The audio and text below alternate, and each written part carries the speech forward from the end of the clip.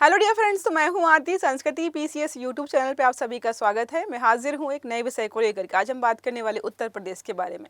उत्तर प्रदेश सरकार लगातार प्रयास कर रही है यहाँ पर औद्योगिक इकाइयाँ लगाई जाएं, लोगों के लिए रोजगार जनरेट किया जाए, क्योंकि 20-25 करोड़ की आबादी है, सबको सरकारी नौकरी देना पॉसिबल नहीं। और आजकल जो है बहुत सारी प्रकार की स्किल्स हैं जो कि लोग अपने अंदर जनरेट करें, तो जाहिर सी बात है सिर्फ स्किल्स सीखने से काम नहीं चलेगा, उनको रोजगार भी देना होगा। तो मुजफ्फरनगर में 13 नई औद्योगिक इकाइयां लगाने की बात की जा रही है, जहां पर सरकार दावा करी कि 5,000 करोड़ रुपए का इन्वेस्टमेंट है और हजारों और लाखों की संख्या में लोगों को यहां पर रोजगार मिलेगा। अब बात करेंगे, ये तो 13 इकाइयां हैं, वो कौन कौन सेक्टर की होंगी। अब आपको समझना होगा ना, आपको पता होना चाहिए कि भाई ये वाली फैक्ट्री लगने वाली है, ये कंपनी यहाँ पर लगेगी, तो हमें ये स्किल सीखने की ज़रूरत है। तो पहली बात तो ये है कि उत्तर प्रदेश वाले हाजिरी लगाएंगे। अगर कोई मुजफ्फरनगर से है तो प्लीज़ हाजिरी लगाइए। अदरवाइज अगर किसी और स्टेट से भी है तो आप फिर भी कमेंट कर सकते हो। कुछ बच्चों ने कल कमेंट किया था, बट कुछ अभी भी आलसी हैं, एकता नहीं दिखा रहे हैं। चर्चा में क्यों, तो मुजफ्फरनगर जिले में 13 नई औद्योगिक इकाइयां लगेंगी, 5,000 करोड़ का इन्वेस्टमेंट है। अब तक 1615 करोड़ का इन्वेस्टमेंट या निवेश प्रस्ताव पारित कर दिया गया है कि कहां पर कितना क्या खर्च होने वाला है। बात करते हैं, इसमें से 1015 करोड़ निवेश वाली 13 इकाइयां शिलान्यास के लिए तैयार हैं। इसका मतलब इन्होंने सब कुछ सेट कर लिया है, बस उनका बनना बाकी रह गया है कि कहां पर और कैसे बनाना है। अब हम बात करते हैं प्रमुख तत्व। जिला कहां पर है?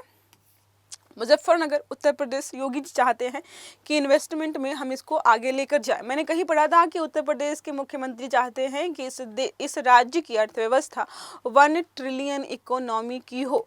अब राष्ट्रीय स्तर पर तो हमें पता है कितना लक्ष्य है, लेकिन एक प्रदेश अगर इतना लक्ष्य लेकर चला तो उसके लिए काम भी करना पड़ेगा।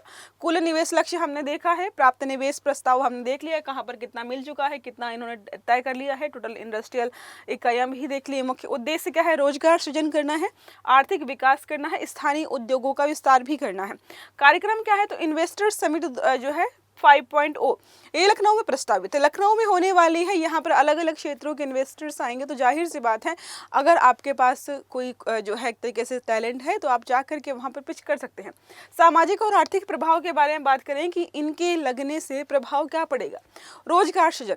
जाहिर सी बात है इंडस्ट्रियल अगर औद्योगिक इकाइयाँ यहाँ पर लगेंगी तो उनको चलाने के लिए लोगों की ज़रूरत पड़ेगी, चाहे वो सुपरवाइजर लेवल की हो, चाहे वो निचले लेवल की हो, चाहे वो बड़े स्तर की हो, तो सबको यहाँ पर रोजगार मिलेगा। रोजगार मिलेगा तो पैसे वो कमाएंगे, खर्च भी करेंगे, तो आर्थिक विकास वहाँ पर होगा, क्योंकि चीज़ों का जो है व्यापार या कह सकते हैं विस्तार होना शुरू हो जाएगा।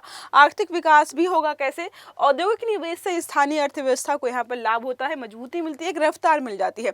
अब यहाँ पर अगर कोई बड़ी सी इंडस्ट्री लगाई गई है तो यहाँ उसके चारों तरफ भी विकास होना शुरू होगा। धीरे धीरे करके जो है बहुत बड़ी मात्रा में लाभ होता है। उत्पादन से व्यापार बढ़ेगा, व्यापार से सेवाओं में वृद्धि होगी, इनकम जनरेट होगी, लोग अमीर होना शुरू हो जाएंगे। ठीक है। अब सहायक या उप उद्योगों का विकास भी होता है। मैंने आपको बताया था कि अगर एक खिलौने बनाने वाली फैक्ट्री कहीं पर लगी है तो उसके बाहर खिलौनों को पैक करने की जो होती है, वो कार्डबोर्ड्स होते हैं, उनको बनाने की भी फैक्ट्री लगेगी, क्योंकि सिर्फ खिलौने बनाना ज़रूरी नहीं है। खिलौने जिसमें पैक होंगे वो कार्डबोर्ड्स बनेंगे, जिसमें रखा जाता है सॉफ्ट करने के लिए कागज़ के टुकड़े या जो भी घास फूस, वो भी वहाँ पर तैयार होगा। टेप की भी ज़रूरत पड़ेगी, ग्लू की ज़रूरत पड़ेगी, लोगों को ले जाने लाने के लिए भी। तो अब कोई एक चीज़ सेटअप होती है तो बहुत सारी आर्थिक गतिविधियाँ होना शुरू हो जाती हैं। नई इकाइयों को लाभ होगा, निवेश से तकनीकी कौशल की मांग जो बढ़ेगी, लोग सीखना भी शुरू करेंगे। इससे स्थानीय युवाओं की एम्प्लॉयबिलिटी जो है बेहतर होने वाली है। प्रशासनिक तैयारी, तो जिला प्रशासन की पहल। अब कहीं पर अगर आप चाहते हैं कि इन्वेस्टमेंट आए, पहले क्या था, जो भी प्रशासनिक अधिकारी होते थे उनका काम होता था लॉ एंड ऑर्डर को मेंटेन करना। अब एक और जिम्मेदारी ऐड हो गई है, वो उनकी जिम्मेदारी होती है कि वो देखें कि ऐसी कौन सी सिचुएशन हम बनाएं कि लोग कंपनी इन्वेस्ट करने के लिए यहाँ पर आए। उसके लिए चाहे वो नियमों कानूनों को थोड़ा सा हल्का फुल्का कर दे, या फिर जो है सड़क, बिजली और जो भी चीज़ें आसान होनी चाहिए वो होनी चाहिए। वरिष्ठ अधिकारियों की बैठक हुई है, ये लोग सम्मिलित थे, इनके नाम जानने की जरूरत हमें है नहीं। राज्य नीति और औद्योगिक परिप्रेक्ष्य के बारे में बात करते हैं, तो निवेश और उद्योग को प्रोत्साहन। तो उत्तर प्रदेश सरकार ऑलरेडी बहुत सारे काम करी, जैसे UP industrial investment and employment policy लेकर के आई है, यूपी स्टार्टअप पॉलिसी है, एमएसएमईज डेवलपमेंट स्कीम्स हैं, ये लगातार उत्तर प्रदेश में चल रही है, जो लोगों को रोजगार देने के लिए, तकनीकी कौशल सिखाने के लिए और आर्थिक विकास को बढ़ावा देने के लिए, और अपने लक्ष्य को $1 ट्रिलियन की जो इकोनॉमी बनाना चाहते हैं उसके लिए तत्पर है।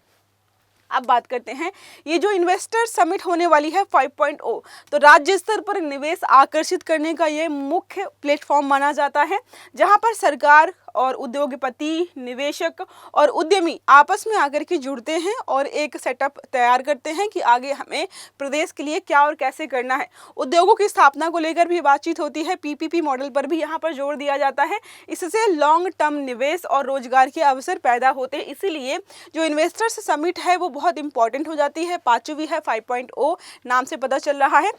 अब हम बात करते हैं औद्योगिक इकाइयों से जुड़े संभावित सेक्टर। तो जो 13 लगाई जाएंगी, अलग अलग सेक्टर्स की होंगी। कौन कौन से रोजगार होंगे? पहला हो सकता है मैन्युफैक्चरिंग और प्रोडक्शन का। तो इसमें क्या सीखना होगा? संभावित इकाई के प्रकार अगर देखें तो इंस्ट्रूमेंट्स के हो सकते हैं, कंस्ट्रक्शन मटेरियल का भी हो सकता है। अब आपको सीखना क्या है?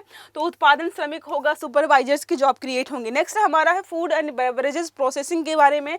तो पैकेजिंग है, फिल्टरेशन, फूड प्रोडक्ट्स बनाए जा सकते हैं, इसमें रोजगार होगा पैकेजिंग स्टाफ का, मशीन ऑपरेटर्स का। FMCG के बारे में बात करते हैं तो बॉटलिंग, रिटेल प्रोडक्ट्स यहाँ पर होंगे, तो गोदाम प्रबंधन, कस्टमर सपोर्ट्स का काम मिलेगा। MSMEs यूनिट्स तैयार की जाएंगी, तो मशीनरी या टेक्निकल पार्ट्स के हो सकते हैं। बात करते हैं तो टेक्नीशियन या वेयर हाउस स्टाफ्स की यहाँ पे नौकरी होगी। लॉजिस्टिक्स एंड सपोर्ट सर्विसेज के बारे में बात करते हैं तो ट्रांसपोर्ट या शिपिंग की हो सकती है, तो यहाँ पे ड्राइवर्स, इन्वेंट्री असिस्टेंट्स की जॉब निकलेंगी। नेक्स्ट हमारा technical services, remote machine service, IoT support हो गया, तो तकनीकी सहायता या फील्ड इंजीनियर्स की जॉब निकलेंगी। नेक्स्ट हमारा है स्किल एंड ट्रेनिंग सेंटर्स होंगे, जहाँ पर टेक्निकल ट्रेनिंग इंस्टीट्यूट बनाए जाएंगे और प्रशिक्षण और लैब असिस्टेंट्स यहाँ पर तैयार किए जाएंगे। तो इससे क्या होगा? स्थानीय युवाओं को स्किल बेस्ड रोजगार मिल सकता है। तो आपको थोड़ा सीखना पड़ेगा पहले। बात करें स्किल डेवलपमेंट और एम्प्लॉयबिलिटी के बारे में, तो हमने देखा तो बहुत सारे और भी सेक्टर्स हैं, जैसे IT हो गया, ITs है, इलेक्ट्रिकल व्हीकल्स हो गया, AI, रोबोटिक्स, वेल्डिंग, फैब्रिकेशंस, ये सब जगहों पर जो है लोगों को रोजगार मिलने जो है शुरू हो जाएंगे। इसके लिए आपको क्या करना होगा? स्किल्स डेवलप करनी होगी। मेक इन इंडिया और स्किल इंडिया जैसे जो हमारे प्रोग्राम चल रहे हैं, इन पर सरकार लगातार जोर दे रही है, तो आपको भी ध्यान देना होगा। किसी प्रोग्राम नहीं चल रहे हैं, इनके आधार पर लोगों को नौकरियां भी मिल रही हैं।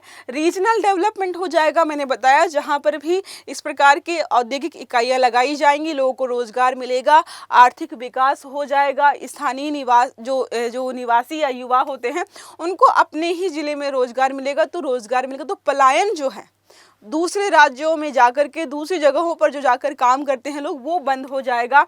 सप्लाई चेन इकोसिस्टम जनरेट होगा, वेंडर्स और जो है एंसिलरी यूनिट्स यहीं बनाई जाएंगी। बैकएंड जॉब्स और माइक्रो इंटरप्राइजेज जो है यहाँ पर, इन सबको बढ़ावा मिलेगा। बात करते हैं औद्योगिक निवेश से जुड़े जोखिम और चुनौतियां भी हैं। तो ऐसा नहीं है कि इन्होंने प्लान बनाया कि औद्योगिक इकाइयाँ सेटअप करेंगे, 5,000 करोड़ रुपए लगाएंगे, लोगों को रोजगार देंगे और कोई समस्या ना हो। समस्या होगी लैंड एक्विजिशंस की, जमीन चाहिए होती है ना हर जगह, वो समस्या होगी। और जब भी जमीन की बात आती है तो लोग पर्यावरण का मुद्दा उठाते हैं कि पर्यावरण को नुकसान होगा, पशु पक्षियों को नुकसान होगा, ये इनको झेलना पड़ेगा। स्किल जॉब मिसमैच, तो ये भी डिपेंड करता है कि इनको जैसे लोग अपने यहाँ पर काम करने के लिए चाहिए वैसे मिल रहे हैं कि नहीं। अब नहीं मिलेंगे तो इनको जो है नुकसान हो जाएगा। इंफ्रास्ट्रक्चर गैप हो सकता है। अगर कोई ऐसी जगह पे इन्होंने इंडस्ट्री लगा दी, ना तो सड़क है, ना बिजली है, ना पानी है, कनेक्टिविटी की बहुत सारी समस्याएं हैं, तो ये सारा ठप हो सकता है। तो ये सारा देखना पड़ेगा, क्योंकि यूपी बिहार बहुत डेवलप्ड नहीं है अपने आप में। बहुत सारी जगहें ऐसी हैं जहाँ पर अभी भी बिजली नहीं है, सड़कें नहीं है, पक्की सड़कें नहीं है। ये सब देखना पड़ेगा, उसके आधार पर ही यहाँ पर इन्वेस्टमेंट जो किया जा रहा है वो सफल हो पाएगा। प्रश्न है, मुजफ्फरनगर परियोजना में संभावित स्किल और ट्रेनिंग जॉब्स किस प्रकार के हैं? पहला है बैंकिंग और फाइनेंस, दूसरा है तकनीकी प्रशिक्षक, लैब असिस्टेंट, तीसरा है पर्यटन गाइड और चौथा है सरकारी प्रशासन। सही आंसर देना आपको कमेंट बॉक्स में। अगर आर्टिकल अच्छा लगा है तो लाइक करना है, चैनल को सब्सक्राइब करना है, बेल आइकन दबाना है, ताकि जितने भी इस प्रकार के आर्टिकल्स हैं वो सारे आपको समय पर मिलते रहें। तो अच्छे से पढ़िएगा। Have a good day. Thank you.